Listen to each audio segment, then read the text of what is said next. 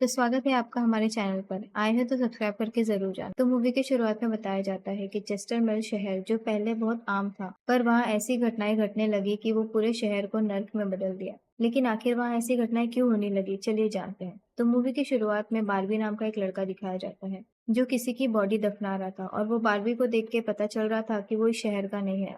और बारबी के सर पे लगी चोट ये बता रही थी कि जिसकी बॉडी वो दफना रहा था वो कोई उसके जान पहचान का था और उसकी उससे लड़ाई हुई है। तो बॉडी को दफनाने के बाद बारबी शहर से बाहर निकलने लगता है, पर वहीं उसको पुलिस वाले मिल जाते हैं जिसे देखकर वो बहुत डर जाता है, जिससे उसका ध्यान ड्राइविंग से हट जाता है। लेकिन किसी तरह वो पुलिस से बच जाता है। लेकिन आगे जाके रास्ते पे कई गाय खड़ी थी जिनको बचाने के चक्कर में बारबी अपना गाड़ी मोड़ लेता है, जिससे वो गायों के भरे खेत में पहुंच जाता है। इससे उसको थोड़ी चोट लग गई थी और कुछ समय बाद वहां की जमीन अर्थक्वेक की वजह से जोर जोर से हिलने लगती है, और तभी ही आसमान से आती हुई एक चीज बारबी के सामने आके गिर जाती है और सब शांत हो जाता है। तो बारबी देखता है कि एक गाय आसमान से गिरे हुए चीज की वजह से दो टुकड़ों में टूट चुकी थी।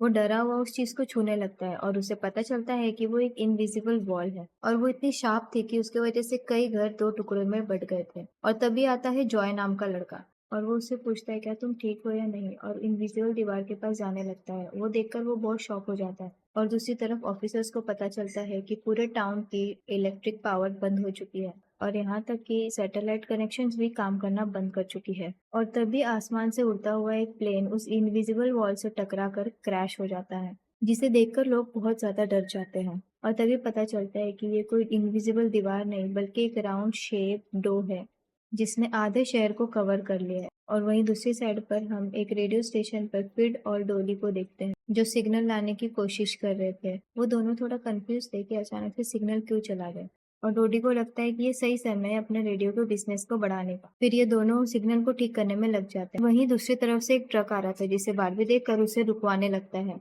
और कुछ देर बाद वहाँ इन्वेस्टिगेशंस के लिए पुलिस आती है। पर इस इनविजिबल डो को समझना उनके बस की बात नहीं थी, और उसी समय वहाँ का एक काउंसलमैन जिसका नाम बिग जिम था वो भी पहुंच जाता है। लेकिन उसे भी इस डोन के बारे में कुछ समझ नहीं आता, और यहाँ पर पुलिस को इन्फॉर्मेशन मिलती है कि उस शहर में घुसने वाली सारे रास्तों को बंद कर दिया गया है क्योंकि उसके वजह से बहुत सारे एक्सीडेंट्स हो रहे हैं। इसी से कहीं दूर घर पर जूनियर नाम का लड़का एंजी नाम के लड़की के साथ इंटीमेट हो रहा था। एंजी में एक नर्स थी और जॉन की बड़ी बहन भी थी। इंटीमेट होने के बाद लड़का और लड़की से कहता है कि मैं तुमसे बहुत प्यार करता हूँ। लड़की कहती है कि वो उसके लिए ऐसा कुछ फील नहीं करती। इससे लड़के का दिल टूट जाता है और वहाँ पे बहुत बहस होने लगती है। बहस इतनी बढ़ जाती है कि लड़की उसको थप्पड़ मार के चली जाती है। इसके बाद हम तीन लोगों की फैमिली को देखते हैं जिसमें मदर कैरोलिन, एलिस और उन दोनों की बेटी नोरी उसी टाउन की तरफ जा रही होती है। उन्हें इस बात की खबर नहीं थी कि डोम ने उस टाउन को कवर कर रखा है। और दूसरी तरफ हम जूलियन नाम की एक लड़की को देखते हैं जो कि वहाँ इन्वेस्टिगेशन करने आई थी, जिसका चेस्टरविल शहर में बहुत नाम था। एक दिन एक औरत उसको सीक्रेट खबर देने के लिए कॉल करती है। औरत उससे कहती है कि उसने उस शहर चेस्टनविल में क्रोपेन से भरे 6 ट्रक को जाते हुए देखा है, और उसके हिसाब से इतनी बड़ी क्वांटिटी में क्रोपेन का यूज किसी खतरनाक प्लान का हिस्सा हो सकता है।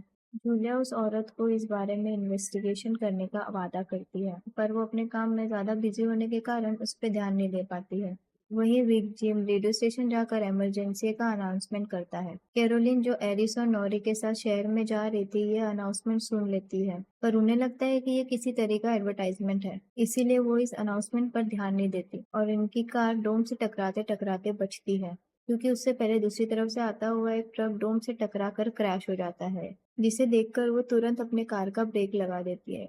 इतने बड़े एक्सीडेंट को देखकर नौरी के दौरे पड़ने लगते हैं, जिससे वो बेहोश हो जाती है। लेकिन बेहोश होने से पहले वो किसी पिंक स्टार के बारे में कहती है।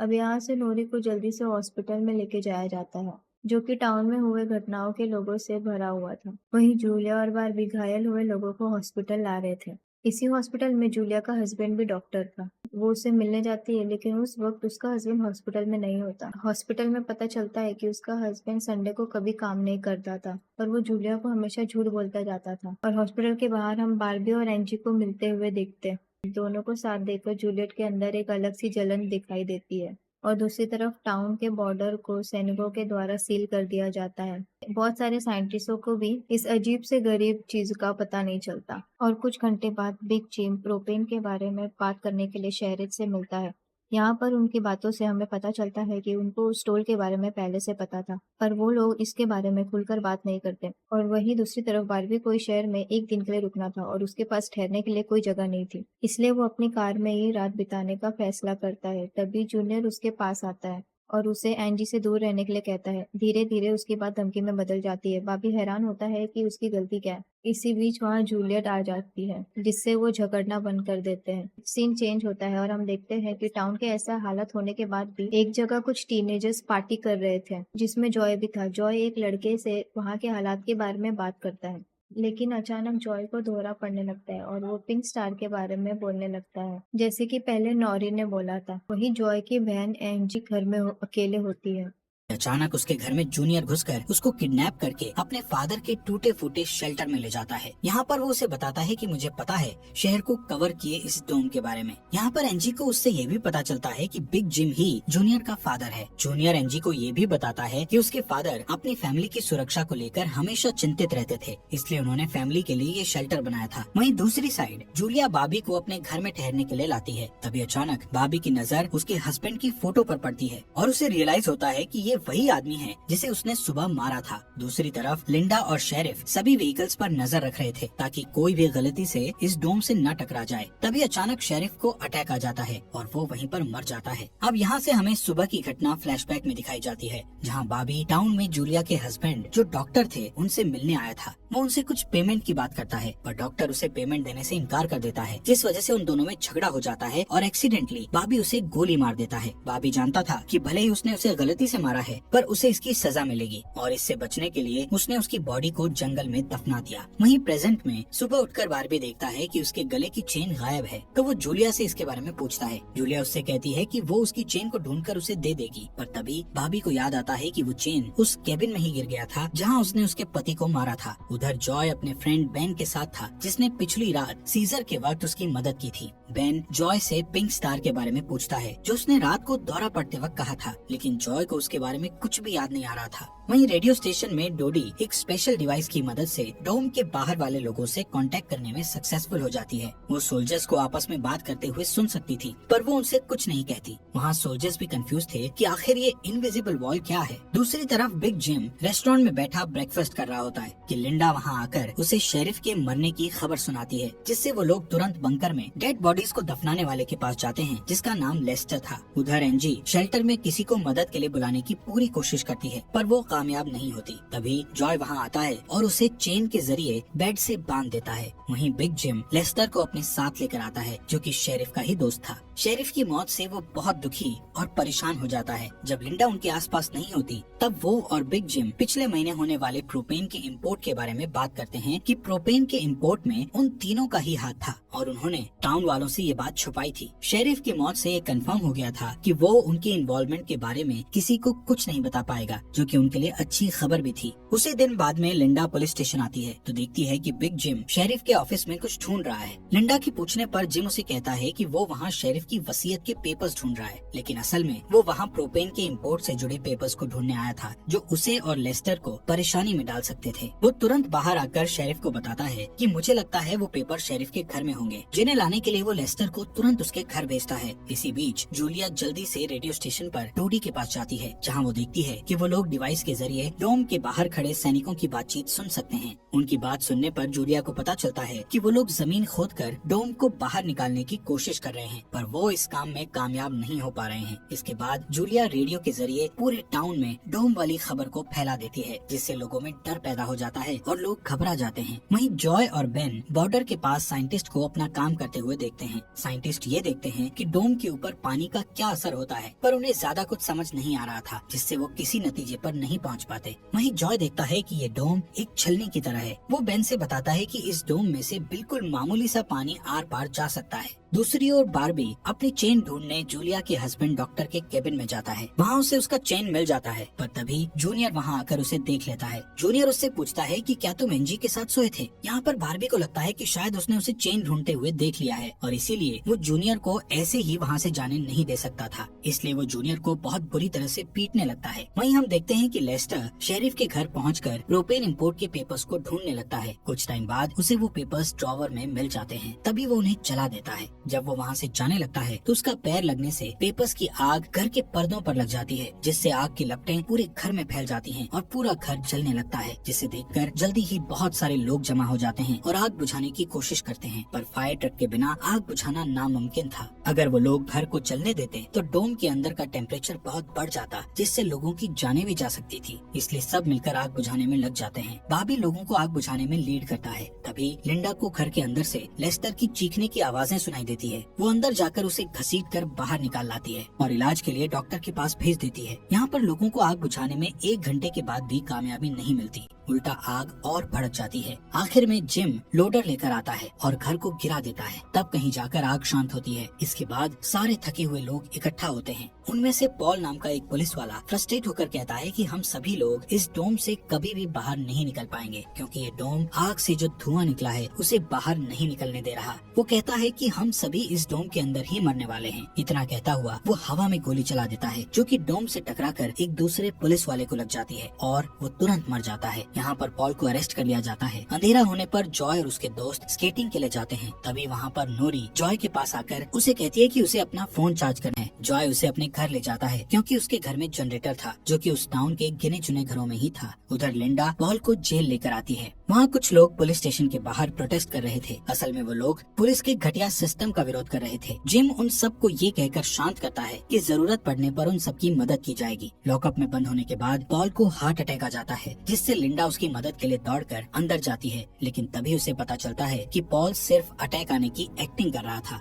इसी मौके का फायदा उठाकर पॉल उसे धकेलकर उसे लॉकअप में बंद करके वहाँ से भाग जाता है। इधर बंकर में जूनियर फिर से एनजी के पास जाता है। एनजी समझ चुकी थी कि अगर उसे यहाँ से निकलना है तो उसे जूनियर को झूठे जाल में फंसाना पड़ेगा, इसीलिए वो उससे अपने बचपन की यादें साझा करती है, जब वो दोनों एक बंद टनल में जाया करते थे, और कहती है कि हो सकता है डोम का टनल पर कोई असर नहीं हुआ हो, तो वो लोग बाहर जा सकते हैं। यहाँ पर एनजी सोचती है कि अब वो उसके प्यार के जाल में फंस गया है तो शायद वो उसे छोड़ दे, लेकिन ऐसा कुछ नहीं होता। जूनियर अकेले ही उस टनल में जाने का प्लान बनाता है। वहीं जिम जब पुलिस स्टेशन में आता है तो पॉल की जगह लिंडा को लॉकअप में बंद देखता है। वो तुरंत उसे लॉकअप से बाहर निकालता है। उन्हें पता चलता है कि पॉल अपने साथ एक राइफल और कुछ गोलियां लेकर गया है। लिंडा तुरंत उसकी तलाश में जंगल की ओर निकल जाती है, क्योंकि उसे पता था कि पॉल अक्सर शिकार करने जंगल की तरफ जाया करता था। वहीं जिम पॉल को पकड़ने के लिए एक टीम तैयार करता है। उधर रेस्टोरेंट में बैठी कैरोलीन को नॉरी की फिक्र हो रही थी, क्योंकि वो पिछली रात अपनी दोनों मदर्स को बिना बताए जॉय के घर रुक गई थी। वहीं जिम लोगों से पॉल को तलाश करने के लिए उसकी टीम ज्वाइन करने को कहता है। वो बाबी से भी उनके साथ चलने को कहता है, क्योंकि वो आग बुझाने में अच्छा लीडर साबित हुआ था। इसके बाद वो लोग जंगल में जाने लगते हैं। रास्ते में बारबी अपनी खूबियां दिखाता हुआ उनसे कहता है कि वो मिलिट्री में भी रह चुका है। वहीं दूसरी ओर जूलिया जूनियर को टनल की तरफ जाते हुए देखती है। वो उसे रोककर पूछती है कि वो बैग पैक करके कहाँ जा रहा है, लेकिन जूनियर बहुत जल्दी में था और वो नर्वस भी था। वो कहता है कि मैं बस यहीं पास में अपने दोस्त से मिलने जा रहा हूँ। इससे जूलिया का शक उस पर और भी बढ़ जाता है और वो उसका पीछा करती हुई टनल तक पहुँच जाती है। उधर जॉय के घर पर जॉय और नॉरी साथ में नाश्ता कर रहे थे। जॉय पहले कभी किसी लड़की के साथ अकेला नहीं रहा था, इसलिए थोड़ा नर्वस फील कर रहा था, जबकि नॉरी कॉन्फिडेंट थी और बातचीत में भी हाजिर जवाब थी। तभी बेन और 2 लड़कियों को अपने साथ लेकर उसके घर आ जाता है, जिन्हें फोन चार्ज करना था। उन्हें इम्प्रेस करने के लिए बेन को जनरेटर यूज करना था, जिसके लिए जॉय बेन को थोड़ी बेदिली से इजाजत दे देता है, क्योंकि उस टाउन में जनरेटर एक बहुत काम की चीज थी और इस तरह उसका मिसयूज करना उसे सही नहीं लग रहा था।